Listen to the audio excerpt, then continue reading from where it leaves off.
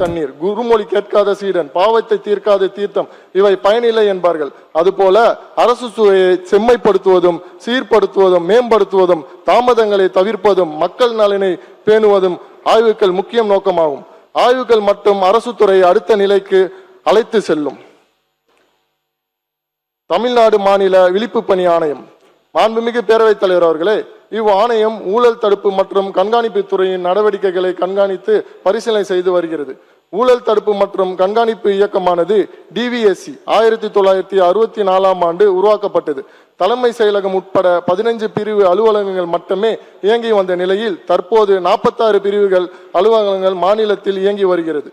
இவ்வியக்கத்தின் செயல்பாடுகள் வருடாந்தோறும் கூட்டம், ஆய்வுகள், விசாரணைகள், திடீர் சோதனைகள் ஆகிய அனைத்தும் வருடம் வாரியாக பட்டியலிட செய்யப்பட்டுள்ளது.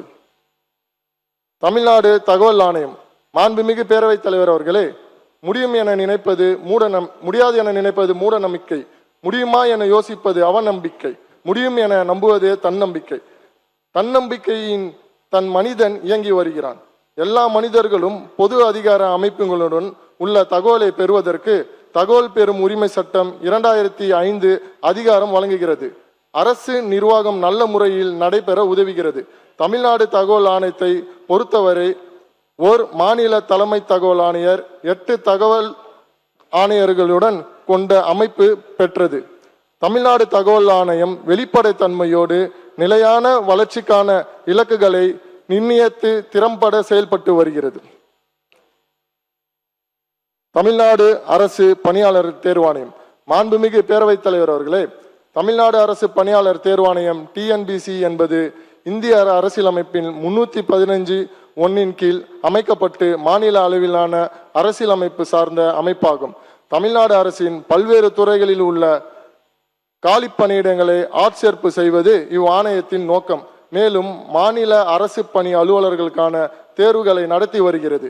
இவ்வாணையத்தில் அரசு பணியாளர்கள் தேர்வு செய்தல், பணி நியமனம், பதவி உயர்வு, பணி மாறுதல் போன்ற செயல்பாடுகளும் அதற்கான நெறிமுறை கலைகளும் வழங்கி கொண்டுகிறது. மேலும் தமிழ்நாடு அரசு பணியாளர்கள் தேர்வாணையத்தில் தேர்வுக்களம் எனும் ஒருங்கிணைந்த கைபேசி செயலி உருவாக்கப்பட்டுள்ளது. இப்படி பல்வேறு வகையான பணிகளை தமிழ்நாடு அரசு பணியாளர்கள் தேர்வாணையம் திறம்பட செய்து வருகிறது. மாண்புமிகு பேரவைத் தலைவர் அவர்களே, ஆட்சி பொறுப்பேற்ற 3 மாதங்களில் திரும்பும் திசையெல்லாம் முதல்வர் சேவையை எல்லோரும் பாராட்டி வருகிறார்கள். இதுதான் உண்மையான மக்கள் ஆட்சி, இதுதான் உண்மையான மக்கள் போற்றும் ஆட்சி. பேரவைத் தலைவர் அவர்களே, முதல்வரின் சேவையை பாராட்டுவோருக்கு சேவை வரி விதித்தால் இந்தியாவின் கடனை இன்றே அடைக்கலாம். முதல்வரின் சேவையை பாராட்டுவோருக்கு சேவை வரி விதித்தால் இந்தியாவை கடனை இன்றே அடைக்கலாம். தமிழகத்தை காக்க வந்த நவசக்தியாய், யுவசக்தியாய், நவீன சக்தியாய், புரட்சி சக்தியாய், புதுமை சக்தியாய், ஜனசக்தியாய் அன்பிற்குரிய அப்பா சந்திரசேகரும் வணக்கத்திற்குரிய தாய் சோபாமா அவர்களுக்கு பெற்றெடுத்த நல்முத்து எங்கள் தலைவரே, தமிழக முதல்வரே, நீங்களை மீண்டும் வணங்கி துறையின் பதிவை அறிவிப்பு செய்கிறேன்.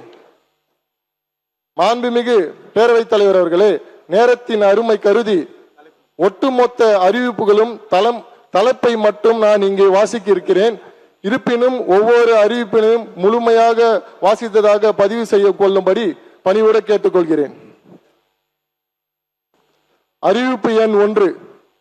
அரசு பெண் பணியாளர்களின் 3வது குழந்தைக்கு மகப்பேறு விடுப்பு 365 நாட்கள் வழங்கப்படும். அறிவிப்பு எண் 2. போட்டித் தேர்வுக்கு தயாராகும் நபருக்கு வெற்றி பாதை செயலி ரூபாய் 20 லட்சம் செலவில் உருவாக்கப்படும். அறிவிப்பு எண் 3. தமிழ்நாடு அரசு பணியாளர்கள் தேர்வாணையத்தில் கூடுதல் இணைப்பு கட்டடம் ரூபாய் 12.5 கோடி செலவில் கட்டப்படும். அறிவிப்பு எண் 4.